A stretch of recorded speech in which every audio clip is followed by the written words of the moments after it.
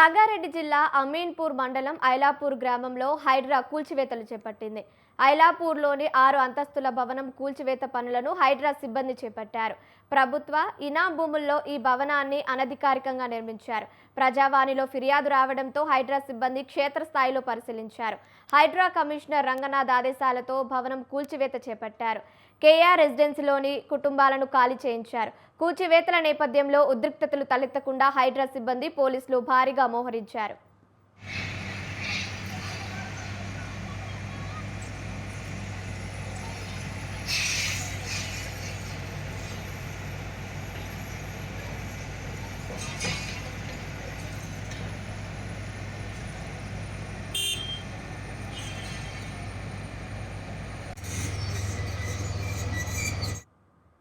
సంగారెడ్డి జిల్లా అమీన్పూర్ మండలం ఐలాపూర్ పరిధిలో హైడ్రా చర్యలు వేగం పుంజుకున్నాయి.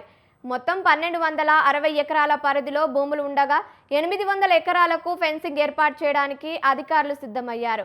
ఇదే సమయంలో ఆక్రమణలకు గురైన ప్రాంతాల్లో ఉన్న ఒక బహుళ అంతస్తుల నిర్మాణం, అలాగే ఒక ఫామ్ హౌస్ను హైడ్రా అధికారులు కూల్చివేస్తున్నారు.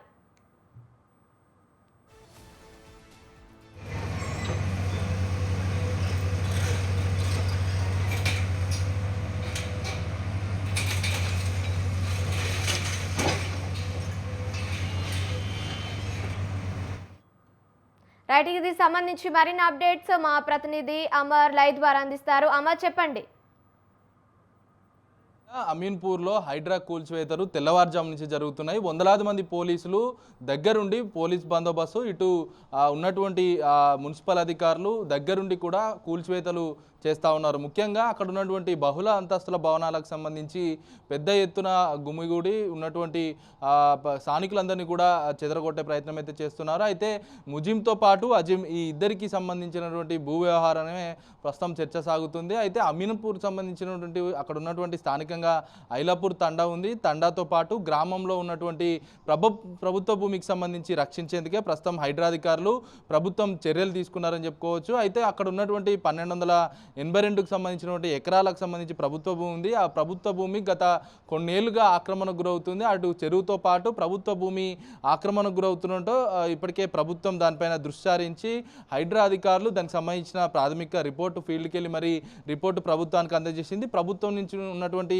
కీలక సూచనల మేరకు ప్రస్తుతం హైడ్రా అధికారులు, వందలాది మంది పోలీసులు తెల్లవారుజామునే అక్కడికి చేరుకున్నారు. దాదాపు 860 ఎకరాలకు పైన ప్రభుత్వ భూమి, ఇంకా కొంత మిగులు భూమి ఉంది. ఆ మిగులు భూముల్లో ఉన్నటువంటి కొద్దిగా వెలుస్తున్నటువంటి అక్రమ నిర్మాణాలన్నిటి కూడా కూల్చివేస్తూ ఉన్నారు. అయితే అక్కడ ఉన్నటువంటి ముజింతో పాటు అజిమ్కి సంబంధించిన అతని సోదరుడు అజిమ్, ఇద్దరికి సంబంధించి కూడా 6 అంతస్తుల భవనాలతో పాటు కొన్ని ఫామ్ హౌస్లు ఉన్నాయి. వాటన్నిటిని కూడా హైడ్రా అధికారులు దగ్గరుండి పెద్ద డోజర్లు కావచ్చు, ఇటు జేసీబీలు, పెద్ద యంత్రాలతో డ్రిల్లింగ్ చేస్తూ కూడా ఉన్నటువంటి అపార్ట్మెంట్ మొత్తాన్ని కూడా కూల్చివేస్తూ ఉన్నారు. అయితే దీంతో ముజింకి సంబంధించినటువంటి ఏదైతే అజిమ్, ముజిమ్ ఇద్దరికి సంబంధించి చూసుకుంటే ఉన్నటువంటి అక్రమాస్తులకు సంబంధించి గతంలో స్టే ఆర్డర్ ఉంది. ఆ స్టే ఆర్డర్ని పట్టించుకోకుండా అక్రమ నిర్మాణాలు చేపట్టారంటూ కూడా స్థానికుల నుంచి చాలాసార్లు కూడా ఫిర్యాదులు అందాయి. ఈ ఫిర్యాదుల మేరకే ప్రభుత్వం ఈ చర్యలు అయితే ప్రారంభించిందని చెప్పుకోవచ్చు. అయితే ముఖ్యంతో పాటు ఇటు అజిమ్కి సంబంధించినటువంటి వ్యవహారంకి సంబంధించి అక్కడ ఉన్నటువంటి ప్రభుత్వ భూమిని కబ్జా చేస్తున్నారన్న